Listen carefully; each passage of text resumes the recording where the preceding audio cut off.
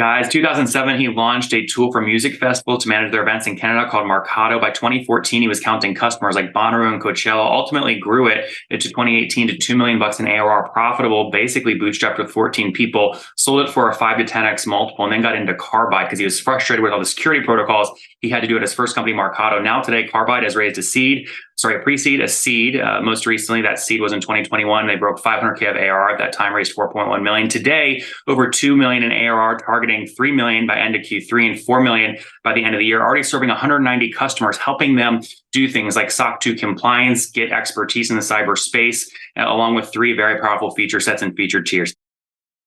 Hey folks, my guest today is Darren Gallup. He's the co-founder and CEO of Carbide, a cybersecurity firm that provides businesses of all sizes with the tools they need to adopt a strong cybersecurity and privacy posture, enabling them to protect their data from cyber criminals, transform security from a potential liability to competitive advantage, and accelerate their growth. Darren, you ready to take us to the top?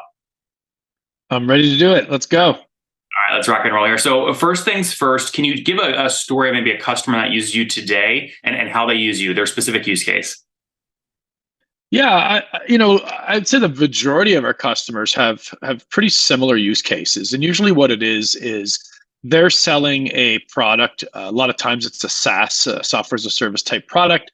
They have some degree of confidential information. Maybe it's personally identifiable information, healthcare information, financial information, which are pretty common classes. And they're selling to government, they're selling to enterprise, and they're being required to comply with a variety of cybersecurity best practices, standards, and frameworks. They may need something like a SOC 2 audit or an ISO 27001 audit. And more so nowadays, we're seeing on top of those requirements, they're getting requested to comply with various different data privacy regulations, things that are in Europe, like the big ones like Europe's GDPR, but also we're seeing a lot of these state-based privacy acts coming up. And that's really what customers are using us for. They're coming in, they don't have a sophisticated enterprise-grade security program in their SMB, and they're using our platform and their resources within that platform to build and to manage that program and then effectively report that and demonstrate trust to their customers.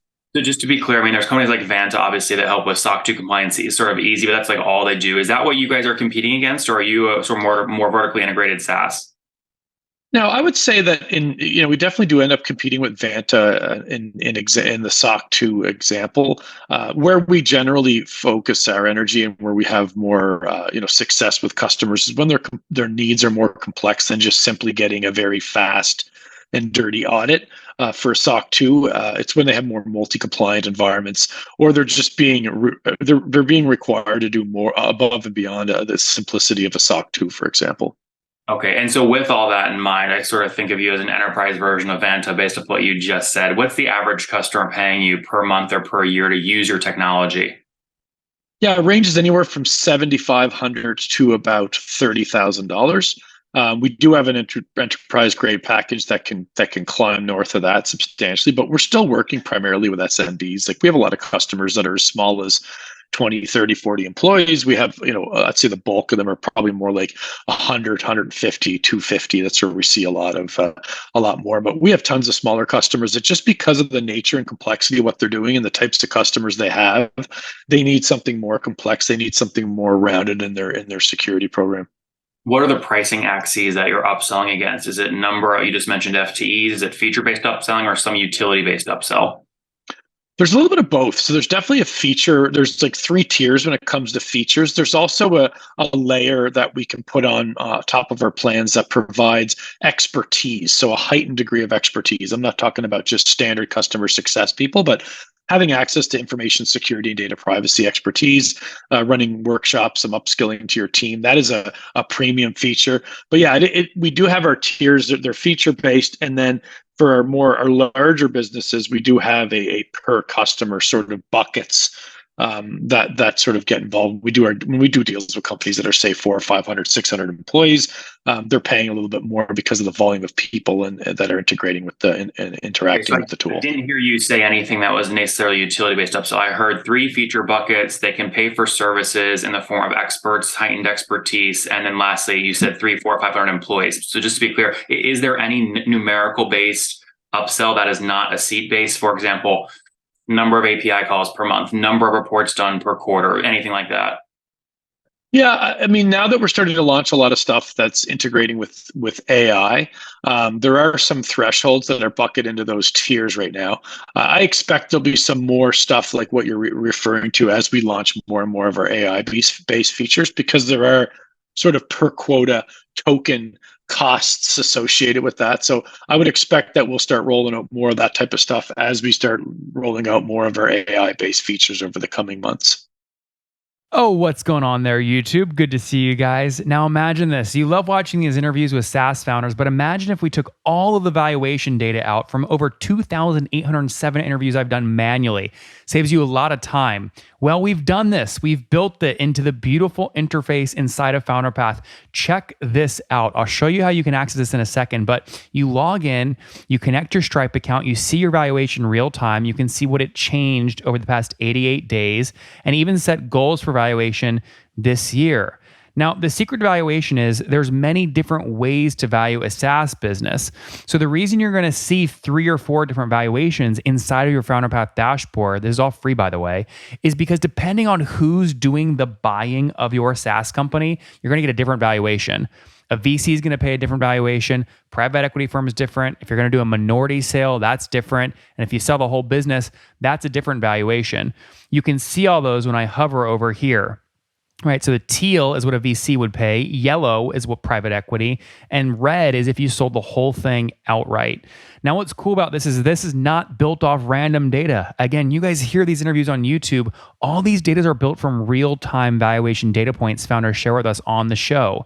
So traction, 1.2 million, seed round, 3.7 raise, they sold 22% of their business.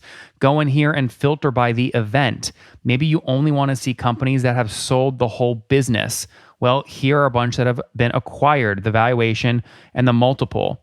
Maybe you're going out right now and you're raising your seed round. Well, go in here and look at all this recent seed deals that went down, what they raised, what valuation they raised at, and what percent that they sold. There's never been a larger data set of SaaS valuations than what you can get now inside of FounderPath, and we're thrilled to bring it to you. All right, we're going to go back to the YouTube video here in a second, but if you want to check this tool out, if you want to jump in and sign up, you can check it out for free to get your valuation at this link, founderpath.com/products/valuations. Or if you go to founderpath.com and hover over products, click on get your valuation here, and go ahead and sign up to give it a whirl. Again, all that valuation data live right inside the platform. I hope to see you there. All right, let's jump back into the interview. Okay, and Darren, give me more of the backstory here. What year did you launch the company? Yeah, it's just pretty fascinating. My background is actually in music.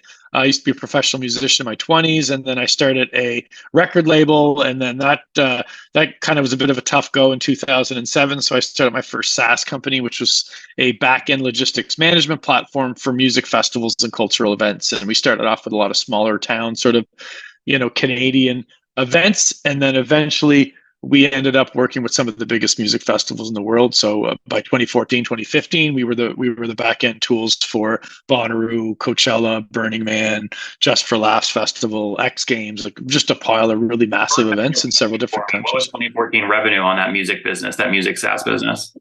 Revenue at that business, we sold that business in 2018. It was just over 2 million ARR. It's a pretty niche product, right? Yeah. Okay, yeah. So from 2007 to 2018, you grew it from 0 to 2 million in revenue, and then you sold it in 2018. Yeah, it was a profitable company at a little over $2 million in ARR. Small team, like there's 14 people. We had like 300 events around the world that use some form of the platform, and we sold that in 2018. And that was really what got me into security, because we were finding that later in the life of that company, as we started working with more corporate-owned events like properties owned by Disney and Live Nation and AEG Live and organizations like that, we were starting to get put through pretty rigorous cybersecurity assessments, and then data privacy elements were starting to come about with things like GDPR and whatnot. So, that just became a really big focus of my energy in the last couple of years of that business, like keeping the company compliant and keeping the company trustworthy on that security front. So it kind of forced me to get pretty knowledgeable about the topic, and I ended up doing a couple of courses, and it did a CISSP by the end. certification, did a privacy certification as well. And just out of that journey, I started looking around and be like, oh man, this is going to be like a big problem for a lot of companies. This is going to be a really fascinating transition where, historically people were kind of like make things fast and break them. And there wasn't really a lot of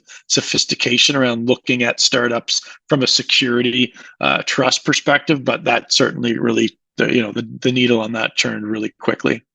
And that company was called Marcato, I believe, correct? That is correct. Yeah. Now you move past this, you immediately go into Carbide and cybersecurity like quick, almost like almost the way you say it's like you want to move on so quickly. It makes me feel like you feel like it's a weak story that it took you that long to 2 million in ARR bootstrap. But I love the fact that it's a $2 million bootstrapped profitable software company with 14 employees. I mean, that is like the new American dream. It's just people don't celebrate that. So I want you to know I love that story. I think that's fantastic. What else did you learn? Sort of, you're doing something very different now because you've raised a bunch of VC, right? So when you compare sort of what you're doing now versus the good old days of bootstrap, profitable, no board, do what you want, how do you compare the two? Yeah, I mean, if I were, I would. There's pros and cons to both avenues, right? I think I like the bootstrapped approach. I mean, you could sell the company, have a much smaller exit, but it could end up being just as big or just as good for yourself as like a much larger exit when you've got, all kinds of different classes of pref shares and, some venture debt and like, all this kind of stuff sort of piled on all before you and your common shareholder sort of category, right? So yeah, there's a lot of bullshit associated with you get a lot of people in your business and you can't really predict.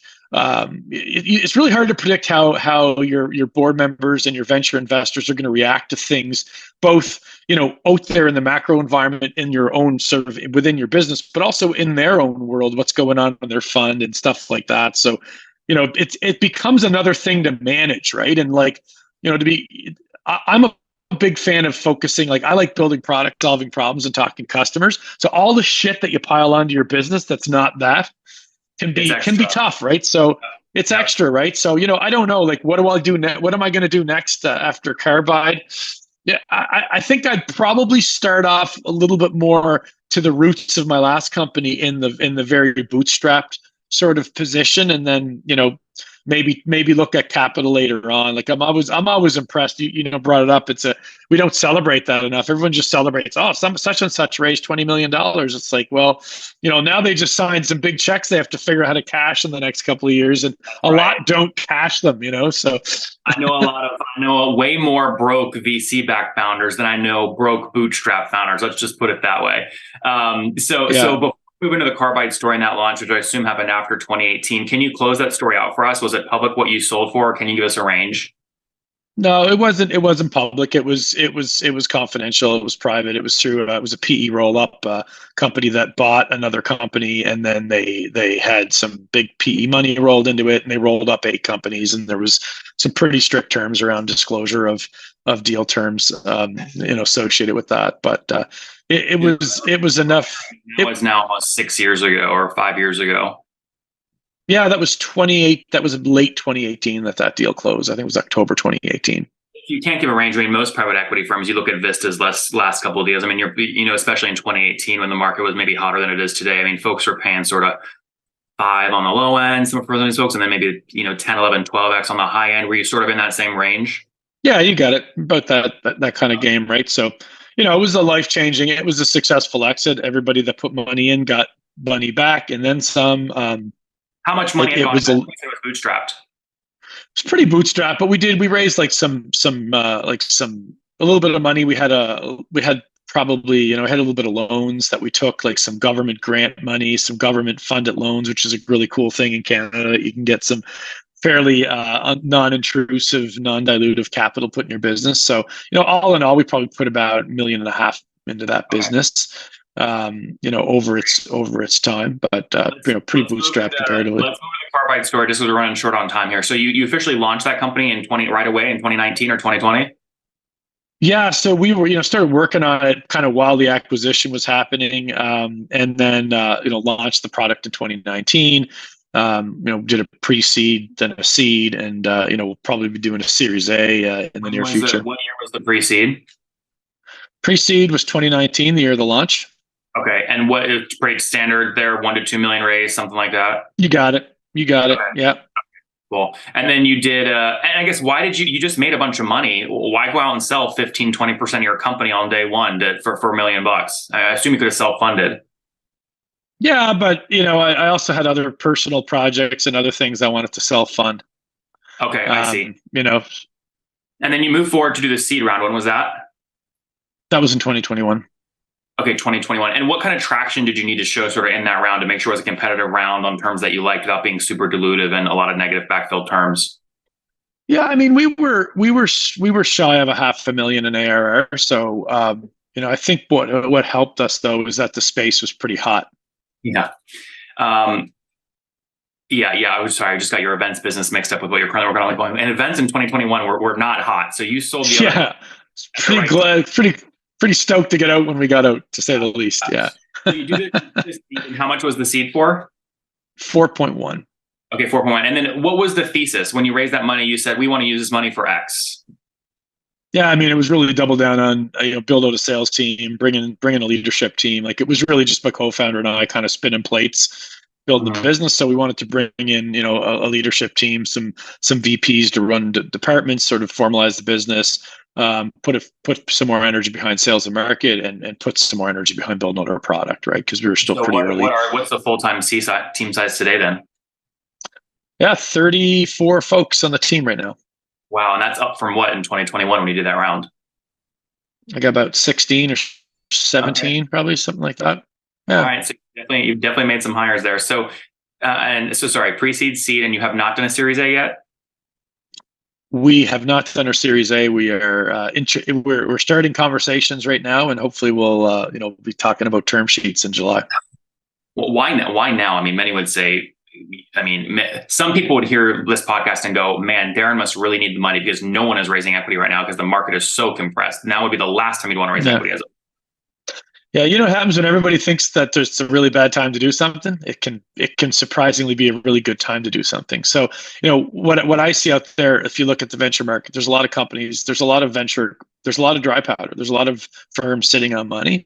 So when you have a company, like, there's a lot of companies that are flatlining right now. They're really struggling to hit their targets. So if you are, like, for us, for example, we're 105% on target so far this year. So that's in a rough time. Now, we've been somewhat conservative looking at the situation and the macro environment to make attainable targets. They're really conservative goals. Yeah, right. But sometimes, investors are, investment isn't always magic, right? Like, it's a lot of, it's a lot of sort of, looking at markets, looking at opportunities. Like, right now, we're still closing a lot of new business month over month.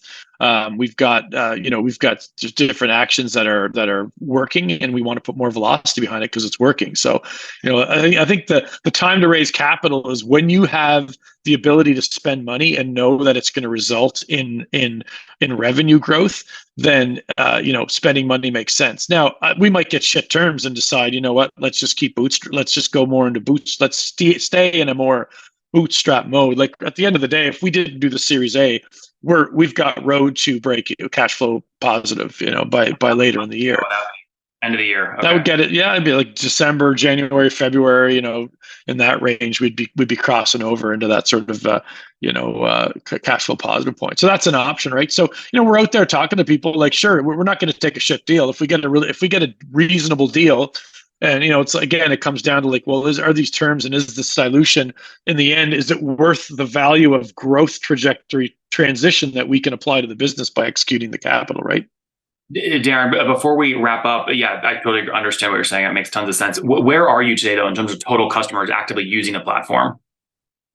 Yeah, we got about 190 customers on our platform right now. 190. Yep. Oh, that's great. Okay. Well, I mean, at that minimum ACV, you told me earlier, I think you said $7,500. What would be $1.5 million of ARR, something north of that right now? It's quite a bit north of that. Yeah, it's north of 2. So it's, we have eyesight on 3 in this quarter, in this next quarter. So and that growth has been pretty. You think you can break 4 or 5 million, or no? Be pretty much on the doorstep of 4. Okay, and you're on track to do that, you think? You got it. Right now, we are. That'll be exciting if you do it. Now, just to wrap us up here, you said, what would shit? Now that we know more of the numbers, what would you consider shit terms?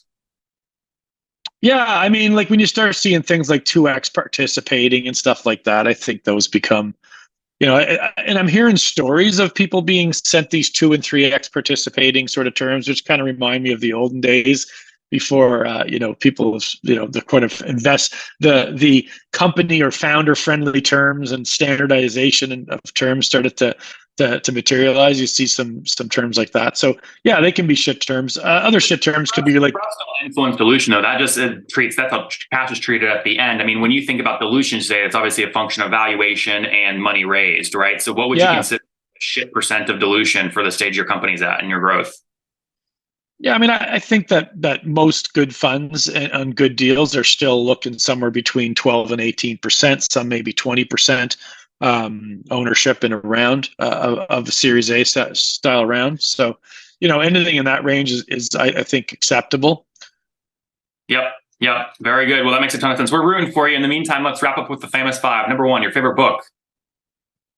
Oh man, that's just the moving target all the time. I don't got one for you there.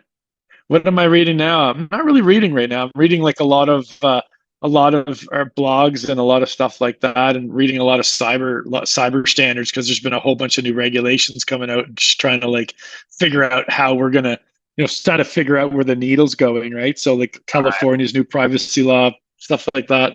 Number 2, is there a CEO you're following or studying? No. Number 3, what's your favorite online tool for building the company? My favorite online tool for building the company. We use Asana a lot for building out projects, planning. That's pretty important for us. And number 4, how many hours of sleep do you get every night? Between 7 and 9. And Darren, what's your situation? Married, single, kids? Married, no kids. 0 kiddos. And how old are you?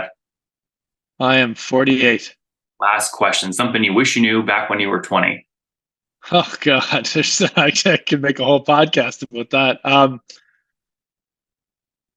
Thing I wish I knew when I was 20. Yeah, I mean, I probably wish I knew how important it was to focus more time on customers and less time on a lot of other things that can become distracting as you're building a business. Guys, 2007, he launched a tool for music festivals to manage their events in Canada called Marcato. By 2014, he was counting customers like Bonnaroo and Coachella, ultimately grew it into 2018 to $2 million in ARR, profitable, basically bootstrapped with 14 people, sold it for a 5 to 10x multiple, and then got into Carbide because he was frustrated with all the security protocols he had to do at his first company, Marcato. Now today, Carbide has raised a pre-seed, a seed. Most recently, that seed was in 2021. They broke 500K of ARR at that time, raised 4.1 million. Today, over 2 million in ARR, targeting 3 million by end of Q3 and 4 million by the end of the year. Already serving 190 customers, helping them do things like SOC 2 compliance, get expertise in the cyberspace, along with 3 very powerful feature sets and feature tiers. Darren, thanks for taking us to the top. Thanks for having me.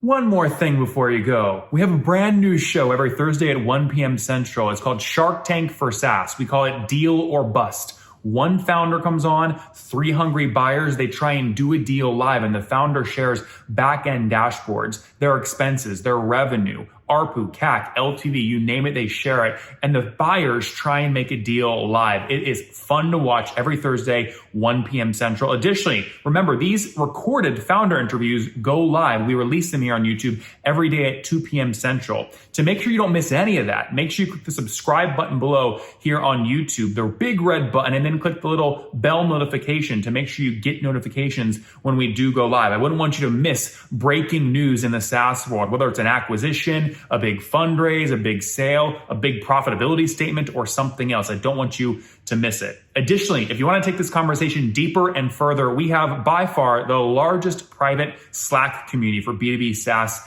founders. You want to get in there. We've probably talked about your tool if you're running a company or your firm if you're investing. You can go in there and quickly search and see what people are saying. Sign up for that at nathanlatka.com/Slack. In the meantime, I'm hanging out with you here on YouTube. I'll be in the comments for the next 30 minutes. Feel free to let me know what you thought about this episode. And if you enjoyed it, click the thumbs up. We get a lot of haters that are mad at how aggressive I am on these shows, but I do it so that we can all learn. We have to counter those people. We got to push them away. Click the thumbs up below to counter them and know that I appreciate your guys' support. All right, I'll be in the comments. See ya.